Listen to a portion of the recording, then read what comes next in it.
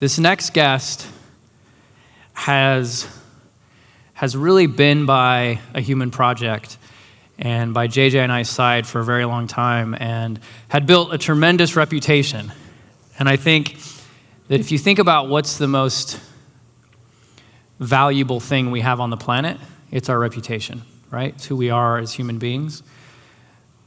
My grandfather, so since I have a weird, crazy family tree, that would be my mom, who's not my mom's dad, but I call him granddad. I met him one time, and he told me that the definition of success is just refusing not to get up, is refusing not to lay down, right?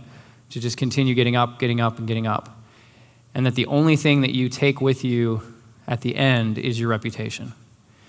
And so at a very young age, I understood like reputation was something incredibly important. And so I think I told you guys the story. Gary Vaynerchuk, May 1st, reached out, came, said he was going to help us in this conversation. And this next guest did the exact same thing. He said, I love what you guys are doing. I love who you are. And I want to mentor. I want to help. I want to be there as much as I possibly can. And he has.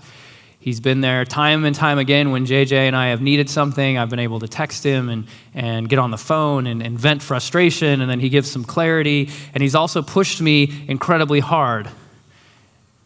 And I've probably dropped it, 3 or 4 times, right? That he's told me, fuck them. This conversation of go big, do what you want to do. Don't let other people stop you. That, I don't even know if he knows this, that was a moment in that little cafe in LA that completely changed the trajectory of a human project. We went from 25 million, which was still a really big deal, to 1 billion because of one moment of inspiration and mentorship. And so as we close this conference, I couldn't think of anyone else that I would want to sit down in the chair and to have a conversation with because of the history and his constant belief in myself and the team and the vision. And that's something that I will cherish for the rest of my life. And as I said, he put his reputation on the line for some guy that had a big dream and wanted to do this crazy thing. And every single day, I constantly am reminded, am I making good on that? Am I making sure that people like him who have done that for me and for the project are going to be proud of what we're doing and are going to be excited to continue supporting us?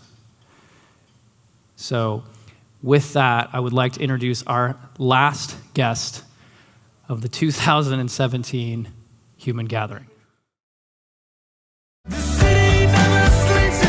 Leadership is about earning permission to influence, and the role doesn't give you permission to influence. Most intimate, critical relationships lie to each other, and they shouldn't. I want you to be a success. Small doses of incremental positive experiences change mindsets.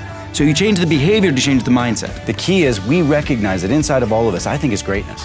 I think extraordinary things, and we need other people to pull them out.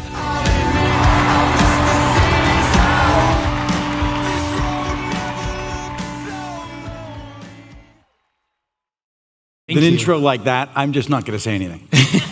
You can only disappoint from here. No, you cannot. You will drop truth bomb after truth bomb. It's going to be an amazing conversation.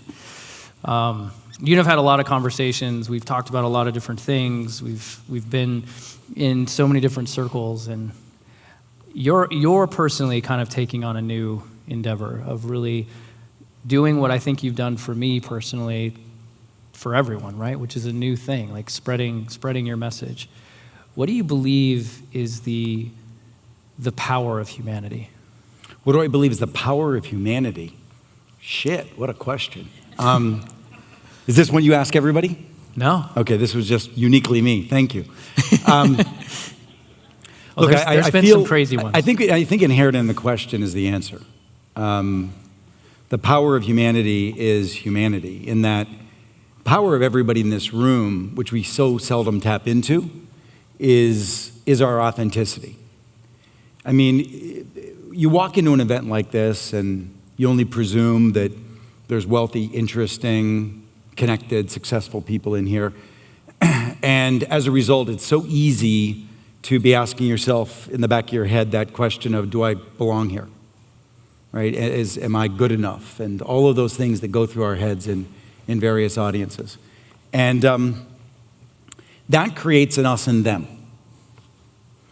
And you really can't get shit done in us and them. You can only get things done in us. And it's so easy for us, for that reptilian brain, to see people as other. And that's that insecurity, that fear that unfortunately separates us so much. And I feel that if people could just recognize that through our vulnerability and through our humanity is us. I mean, there's not a single one in this room, particularly given the entrepreneurial bent, that hasn't struggled. Right. And so being willing to reveal your struggle is your superpower. It really is, because it's that thing that creates an environment around you that invites people in. It's when you elevate yourself and stand on a podium out of insecurity, mostly, I'm assuming, right, that you distance yourself from people, the very people who are going to co-create the life you would like to live. And so the power of humanity is inside of every one of us, and so authentic and so raw and so us. And unfortunately, we don't tap into it frequently enough. That was a long answer, but there we go. It's a beautiful answer. I think that was great.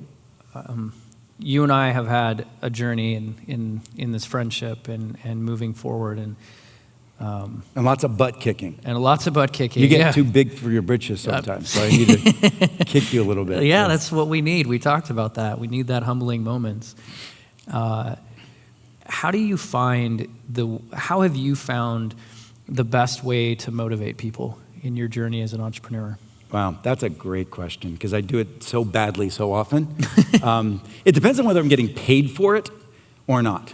I'm so much better at motivating people when I'm being paid for it, because I'm conscious, I'm on my game, etc. It's when, this is actually a fun question. So one of the things that I've been doing for 15 years is coaching executive teams through transformation. Right. So I had the blessing of working with the merger of Reuters and Thomson, and the eBay turnaround with an amazing CEO, Devin Wenig, and the General Motors turnaround coming out of bankruptcy with extraordinary people who've now done an extraordinary job over there. And down in Brad Street, 20% increase in shareholder value. I mean, these guys are they're blessings to work with, right? And so when you're on your game, I know what it takes for an extraordinary executive team to be high performing. We've been studying it for 15 years. I have a research institute for human behavior change in the workplace. So if you guys have questions, think about that. It's like, think about behavioral transformation, think about behavioral shifts, think about behaviors in the workplace, and we could have a great dialogue around that. But where I suck at it is not when I'm a non-passioned, but when I'm involved in the whole situation, right? And when the messiness of an individual, and what I found over the years, and it took me a long time to get to this, which is, think about this, even just economically as an entrepreneur, every one of your associates, employees, vendors, partners, etc., they can either work 150% for you, or they can work 25% for you. And I remember one time seeing an executive explode in a meeting, and I did a little bit of calculus, and I said, was that $30,000 worth it? He goes, what do you mean? I said, well, let's just think about this.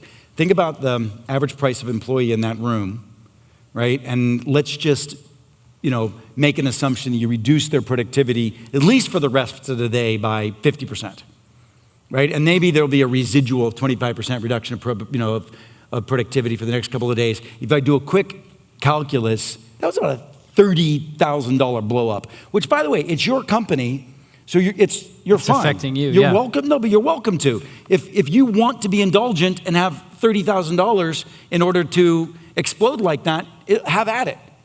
But next time you want to give it to me instead of doing that, that's an option, right? But how many of us do that all the time? How many of us foil ourselves, not just from a temper or whatever else, but think about the things that we do, that if we put some economic analysis around it, you realize as individuals how much we're screwing ourselves up and cheating ourselves of the life that we could live. And so it's sounding, I do it all the time. And, you got to self-correct. You need each other for this, because sometimes you just don't see it, or your crazy head doesn't allow you to see it. So you need others to have permission around you to call you out on your behavior that's holding you back. And probably the best thing all of you could do is there's a market research firm in the wings of your day-to-day life called the people around you, which if you just let them and invited them for unadulterated feedback. Here's the thing. So many people think that feedback is immediately tied to you having to do a corrective action. If you let go of that, then feedback's very easy to take. Because you can get all the feedback in the world from people and be like, thank you. You know, it's like you can, in your head, you could be saying, thank you, I think if your head up your ass. But you don't have to say that out loud because that shuts down, the feedback. You just say thank you, and then you do what the hell you want to do. But why would you not even want to consume the feedback that's available all around you? That's ridiculous. It's like I used to be chief marketing officer at Starwood Hotels. It's like when we launched the W, I think about all the market research we did. If I had bought it but not read it, that would be lunacy, right? How many of you are not reading your market research? Because you're not inviting that in. How many have that person identified in your life that you can, or people that you can go to for that feedback? Yeah. In my last book, we call them your lifelines, right? Here's what I'm going to suggest to you. I'm going to suggest that you need more. You need more. And you need to give all of your employees, you need to give all of your friends, you need to give all of your associates unadulterated permission to tell you the truth. Not just the truth, because that's sometimes objective. I want them to tell you the opinion, just the random point of view. But tell them in advance you may do nothing with it. But set that contract and say, hey, listen, I don't want to choke back what you feel. I want to hear it. I need to hear it. And I'll do what I need to do with it, but I really would appreciate at least understanding it. If you unleash that in your life, now, by the way, you've got to have a degree of personal security in yourself that this isn't going to cripple you, right? I mean, literally hearing what everybody thinks. Like, I don't want to know what you think right now. No, I'm just kidding. It'd be interesting. I mean, wouldn't it be wonderful if you could literally go through that and then interpret it? It might be mind-crazing, but if you literally invite that, it could be one of the most powerful things you could do in your life is to understand what other people are thinking. Well, does anybody disagree with that? Anyone want to rough me up on it? You do? Your lady nudged you. Does he disagree or he just doesn't adhere to it? Now with the microphone, maybe say that he's a wonderful, amazing. He's wonderful, he's amazing, and he brilliant. has this thing with employees. Yeah. But we have sort of this, it's kind of become a joke, but where he says, I don't want to collaborate. Not on ideas, I think more on what you're saying. Opinions. Very quick to just say, oh, no, we don't need to talk about that. We don't need to talk. Well, here's the challenge with this. I love what you're saying, and thank you for the marriage therapy. I had no idea we were going to be getting that this weekend. Well, but here's the challenge with it. It takes time, right? And sometimes you just have the answer, right? And so as a leader or in whatever situation in your life, sometimes it takes a lot of time and you just have the answer and you want to get the most expeditious outcome. Do what I say, right? It makes sense. Well, that was going to be my follow-up to that, is that how many times and we've heard that on stage in this last 3 days, of people say, that's a dumb idea, you shouldn't do it, you shouldn't do it, you shouldn't do it, and then that person saw something that others couldn't see. So like balancing those two things was kind of my throwback to you of like, if you took everyone's feedback. Again, you don't take it, you hear it. Okay. The key about the feedback is the ability to get additional data. You get additional data and then you analyze that data and make your call. The challenge is very often we feel, particularly as entrepreneurs, I mean, we often will feel very proud of our own opinions as entrepreneurs. And some of us might even think in the back of our heads, well, if they were really any good, they'd be entrepreneurs themselves. I've got all the whatever it is. And that's sad because you're not hiring well enough. There's a young man sitting right over there who's a new partner of mine, Eric, and I've recently opened up an investment shop with him. And I mean, he's like crazy smart in the world of investments. I'm basically, he's a puppeteer for me. I've got the network, the access, I've got a bunch of stuff, but he just blows me away. And those are the kind of people that you really want to bring into your life, such that there's no way in the world I would consider running over him in this space and not hearing, right? So maybe one of the questions is, if we're not inclined to collaborate in the workplace or whatever, we maybe need to do a rethink relative to who we've chosen to work with and whether there's an opportunity to up our game there in some regard. Yeah. You invest so much in relationships with human beings. Every Saturday you have a brunch, right? Still doing that? We had, how many did we have this morning, Eric? Probably 15 folks for brunch this morning. Last night we had 30 for dinner. I was going to say, then you do these dinners at your home. Yeah. When did you figure out that was such a powerful way of creating success in your life? Well, it's easy. You're all here because you have a dream, and you're here to ignite that dream to go higher.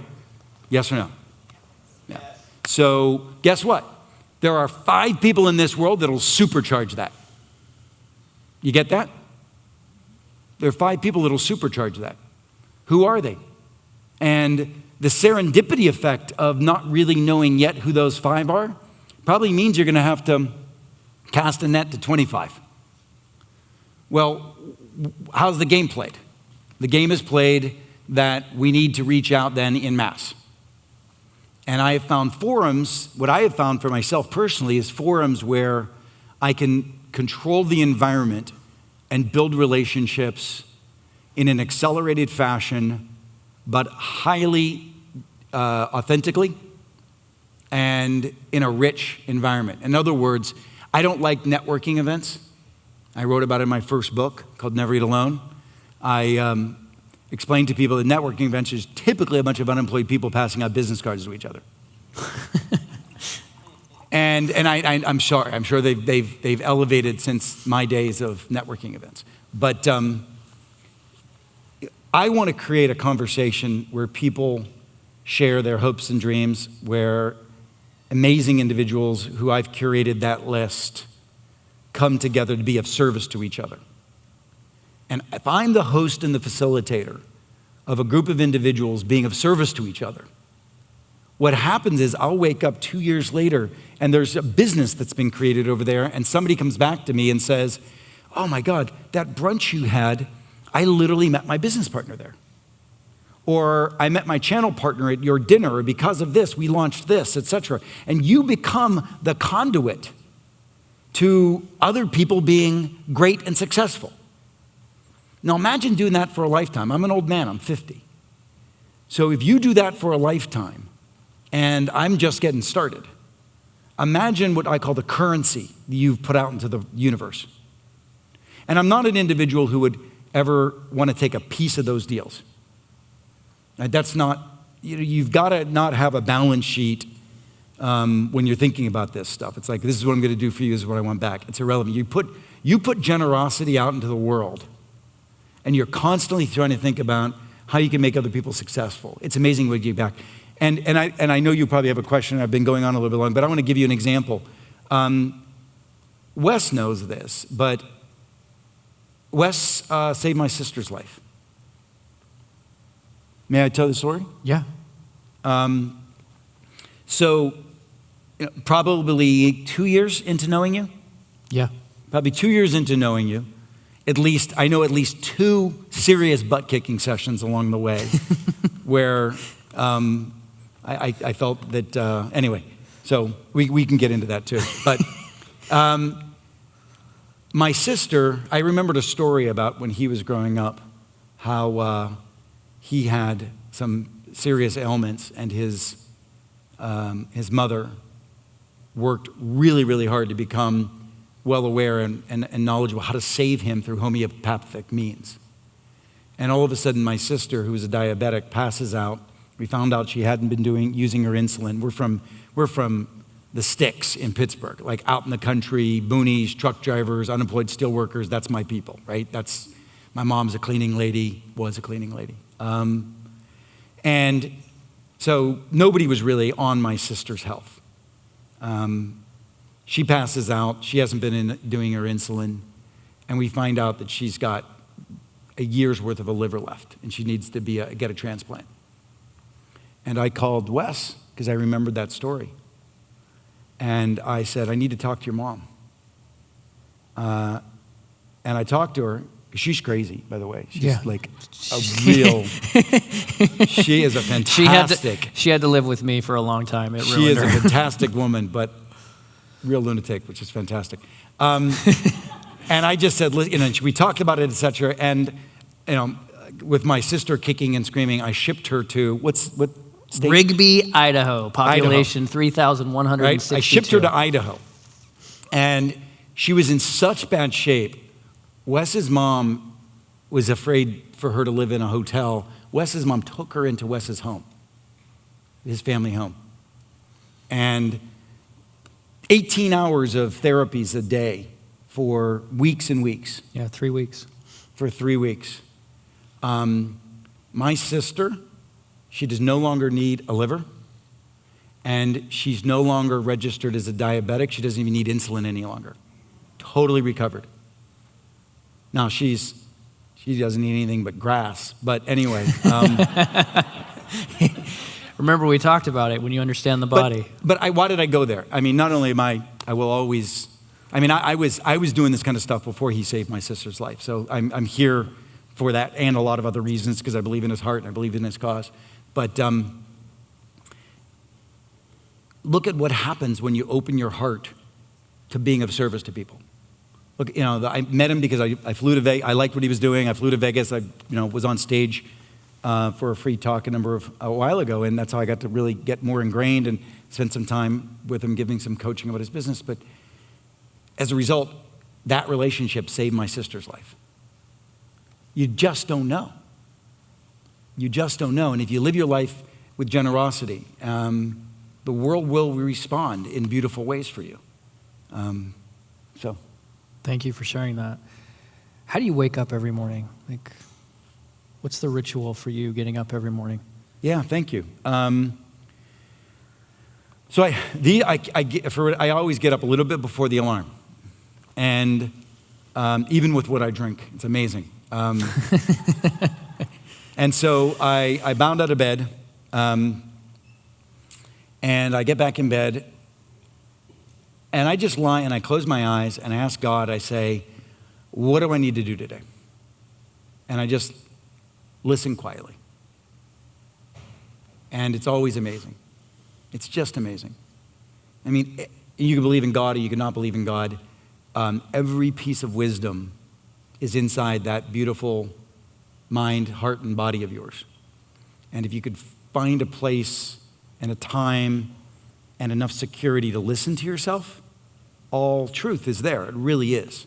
Your processing is so unattended to in your conscious mind. But if you give yourself some time to let your unconscious, your subconscious, the rest of what's really you rise to the top with peace, all of your truth is there in extraordinary ways. And there's lots of ways you can chemically induce that. You can accelerate that. You can use meditation. There's a lot of studies these days about the use of psychedelics to, tap into in the subconscious, etc. But everything you need is inside. And so I chill, and I let God tell me what is of priority today. So that's my morning ritual. We talked in our last conversation about this. And by the way, hold on, sorry. You remember when George Bush used to say, God told me to do that, right? And like, everybody would be like, whoa, that's creepy. Sometimes when I say that, I'm wondering how many people out there are like, oh, that's creepy. We've had some, oh, that's creepy things said on the stage. So I think everybody's is very open to new concepts and ideas. Our last conversation, we talked about gratitude and how you're I don't want to say the word forcing, but you're definitely being more conscious of finding gratitude in moments. Yeah. Well, because I don't give it to myself much. I'm one of the hardest people on myself you could possibly have. I grew up a poor kid in Pittsburgh, went to rich schools. And so I never felt that I belonged in the room. As a result, I've got a pretty innately low self-esteem. I have learned, of course, early on through speech and debate, through theater and music and church choir and all those kind of things, I've learned how to perform. I've learned how to turn on and be on, right? But the inner workings of Keith Ferrazzi are pretty insecure. And it's still true. I mean, all my work in coaching, therapy, meditation, and other things have certainly elevated me in my years, but that nugget, that course, often raises its head. And so being grateful is a chore for me because it's so easy for me to see what's not, right? Or what I shoulda. As my dad used to say, shoulda, coulda, woulda. He said, I don't want to hear any shoulda, coulda, wouldas from you. And God bless him. I don't know if he suffered from the same illness or he was just, giving me, and probably did. I know he did. It's probably quite hereditary, actually. So I got to fight for gratitude, fight for those moments. It's still a chore for me, to be honest. What are some of the techniques you use to get to that gratitude moment? I have an anchor for my gratitude, which is I've been blessed to have found a home that really is special for me. And it's got an extraordinary view. And in the morning or at night, looking out over the view, it's very difficult for me not to be grateful. And it's not just about economic security. There have been times when I haven't had economic security and that view still connects me. I think for all of us, you've got to find some trigger, right? What's your trigger? This is, by the way, I'm just making this up. This isn't something I thought about before. So, what's your trigger for your gratitude? As I was talking about my view, it was also true when I was younger. And I said, if I didn't have a view, I want to have a fireplace. I don't know why. The fires just really calm me. And they make me feel grateful for being present right there at the fire. I think growing up, we used to light heat our home with fire. So there was a warmth associated with that that's very emotional. So what's your emotional cue to feel grateful? Right? What is that for you? And if you know what that is, then I think that's a good start. You can always go there, with that physiological cue. You've had so many successes. You mentioned, GM and eBay and all these different elements, and now you're scaling and quantifying you into software and working with major, Fortune 100 companies and installing software to build culture and really predicting emotional behavior inside of companies. What do you find we have some companies in here, owners who have 300 employees and others who have 45 and others have 6. Regardless of where you are, what is something when you're looking to create that culture and emotional balance in your company that's just critical mass? This is pretty easy. A lot of research has been done and we've confirmed it. Number one, you've got to build, and this is a concept, then I'll get down into practice. You've got to build psychological safety in your organization. Psychological safety is just that quieting of the reptilian brain so that people can be at their highest functioning order. People are not at their highest functioning order when they're afraid, when they're insecure, etc. So how do you create psychological safety? Well, the good news is anthropologically we're tribal, and therefore we are at psychological safety when we're us, when we have a sense of belonging, we have a sense of connectedness with other people. And that is created, as I mentioned earlier, through binding the empathy of a group of individuals. And vulnerability is a key to that empathy. So the more you can do to allow people to be their authentic self and to celebrate each other's authentic self, including bringing their whole self to work.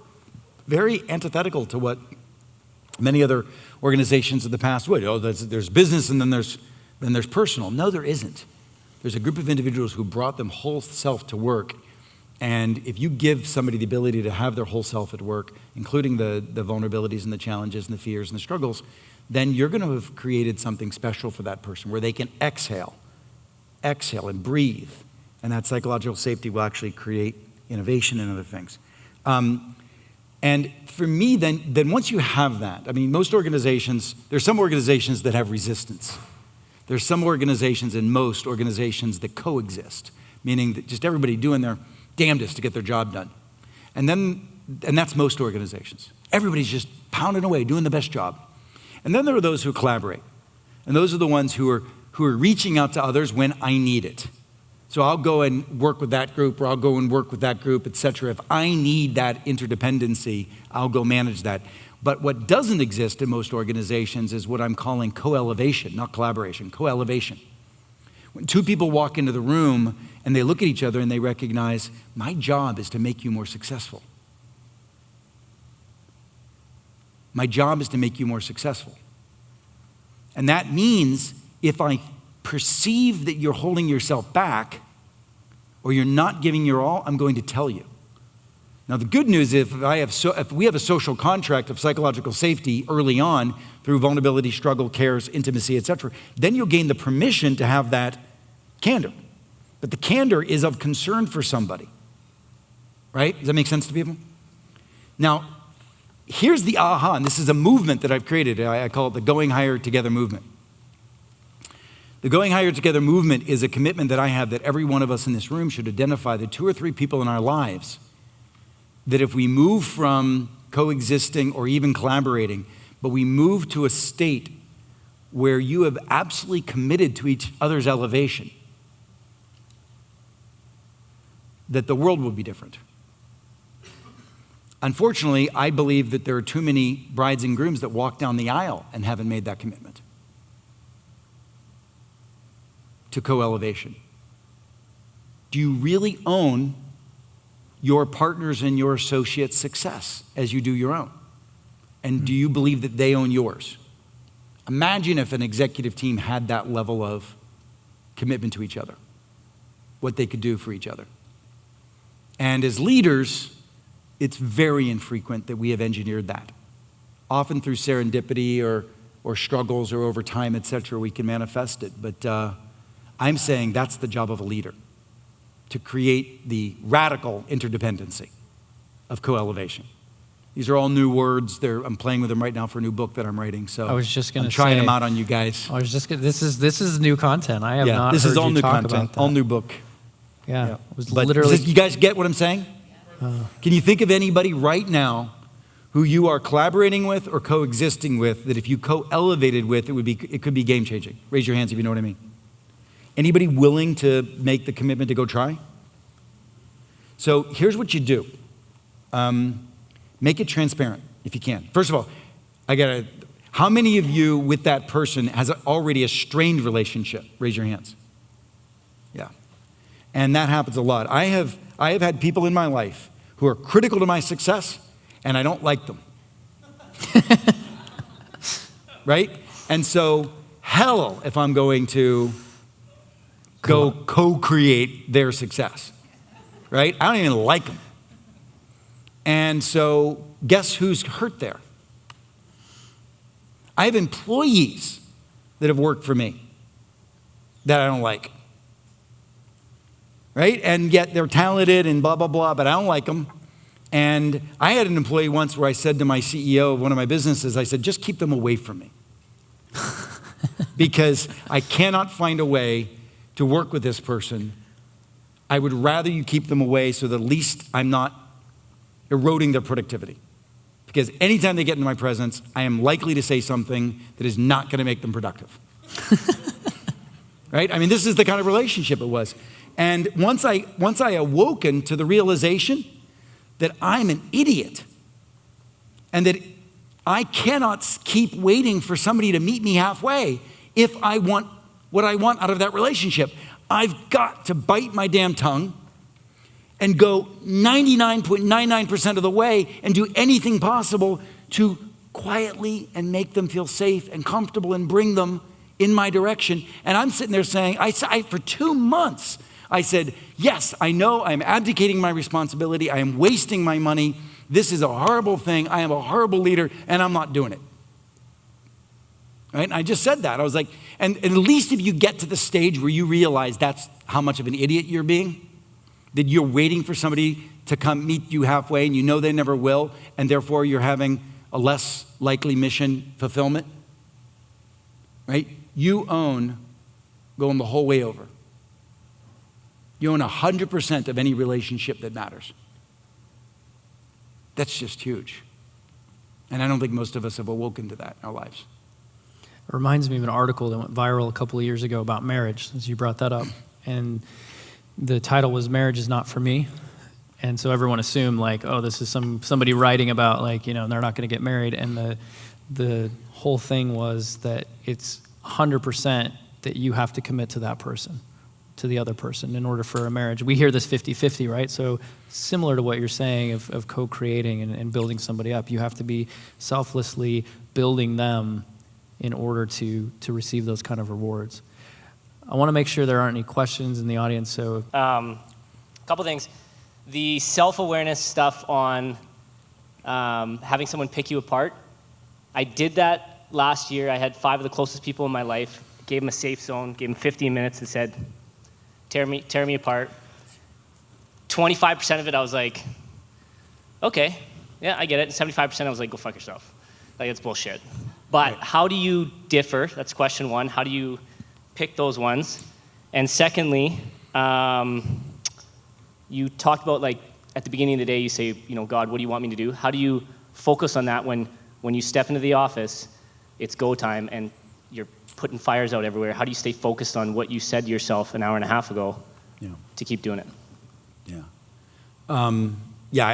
I said I listen at the morning. I don't say do anything about it, right? You're so presumptive. First of all, I wouldn't say rip me apart. I'm sure maybe you didn't say it that way. Here's how I would say it. I would say, if you care for me at all, and if you love me a little, and you think there's anything I'm doing that stands in my way of achieving what I need to be achieving in this world or could achieve in this world, would you please, please, please have the courage to tell me? Right? So I think people need to recognize that feedback's a gift, and you need to tell them that you're going to receive it that way.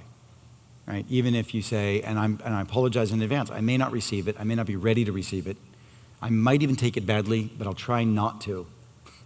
Can you please tell me? Right? So that's the way I would phrase it. Who you pick, doesn't matter. Pick them all. Pick everybody. The challenge will be when you pick somebody who harbors some resentments for whatever reason, and it'll be difficult for you to hear their truth because it may come across, bigger than it actually isn't, etc. But it's all data. It's just all data, and then you get the power of analyzing it. How do I actually schedule it. I listen to what I need to do in the day, and then I grab my calendar and I, schedule some stuff associated with what I just did. I write an email. I do it instantly. I take 5 to 10 minutes right there, and I do it instantly. Gentlemen? Okay. Yep, you got it. I have first, I need a mentor. Pardon me? I need a mentor. You need a mentor. I will make you an offer you cannot resist. I'll fly you down to Puerto Rico, stay in a beach house 4 times a year. Mofongo, all the good music, food, everything, beach. I'll pay for everything.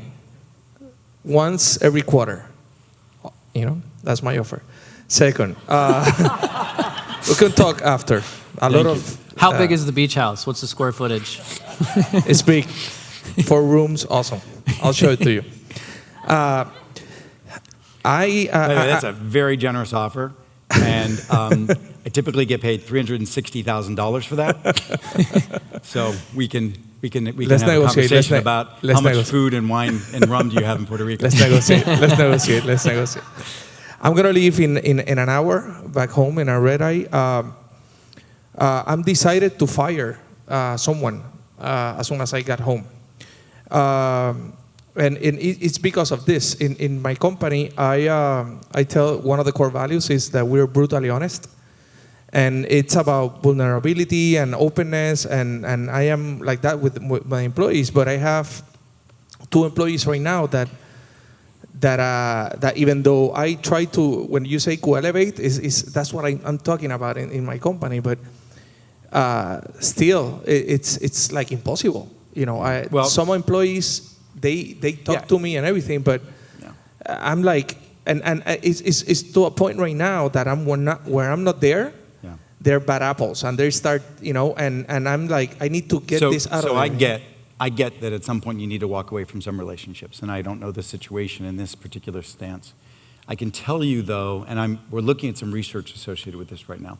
You know how the adage is, the one thing I should have done is fired them earlier. It's like one lesson I learned is I should have trusted my instincts and gotten rid of them earlier. Everybody always says that. But when we go into companies, I have seen very spoiled relationships fundamentally recovered, and executives finding productive ground that they have never found before when a contract is created among the team that says we will make each other successful. Now, everybody has to buy into that contract, including that person. Most people who you're ready to fire are deeply insecure, and they need the support. And they've dug themselves into a hole, and they've got themselves into a bunker, and they're ready and armed to defend. And they can't elevate from that. And the question is, can you as a leader create the sufficient environment to make that person feel safe enough among the team, given the deficit that they've already built for themselves? I mean, literally one of our, and I'm not going to say the name of the company, it's a pretty big one. I just had a coaching session last week, and right after it, there was the relationship between the CEO and this one individual who's very strong and powerful, but definitely I witnessed it, was a disruptive force in the team. But I coached that person down with compassion in the room. And then I paused, and afterward I said to the CEO, I said, why don't you coach that person down with compassion towards where you've gotten to, how you coach that person? And then I picked up the phone, I called 4 other members of the team, and I said, did you see what I did? Do you think on Monday when I'm not there, could you do that for that person? So this person's running the risk of losing their job. Could you save them? Right? So it is possible when you have a tribe committed to each other's success to elevate. And I'm wondering whether that old adage of fire quick will be as, and again, I'm not suggesting this person deserves to stay. I don't know the situation. But I think all of us have to ask ourselves in those relationships, what's recoverable and what's not. But if we really gone 99% of the way ourselves, if we let our egos go, we sublimated our instincts, our gut of criticism, have we really done that? Now, some of you are like, I don't want to. That's your prerogative. But be aware of whether you have or haven't. Last question, 45 seconds. Thank Sorry. you. Two-part question. So first one. I may not have a chance to answer it, but. First one, how do you split your time between investing in new relationships and maintaining current ones? And the second part, going off maintaining current relationships with social media and the speed of the world's evolving, how do you maintain those relationships? So we just rewrote Never Eat Alone for the internet era. When I wrote Never Eat Alone originally, it starts out with me with a Palm Pilot, and Facebook didn't exist. So we just rewrote it. It's about 30% different now, and we address a lot of the social media issue. The point is that social media is an amazing reach to get to people, and there's no reason that doesn't become the mechanism for you to have amazingly authentic relationships, or at least to begin to open the aperture. So I don't know if that's helpful to you. Hey, I understand. I may be giving something away. There's about to be something happen next. Yeah, I'm about to make an announcement. Okay. So. Well, not the announcement, but then after that, there's something going to happen with my friend, Tom. Oh yeah, I think something's going to happen. Okay. Yeah. Can I give you a piece of advice? Yeah. My piece of advice is I would like to see you stretch to be more vulnerable and more raw than any of the guests that you've asked to do the same. I can do that. All right? I can do that. All right. Love you, brother. Thank you so much.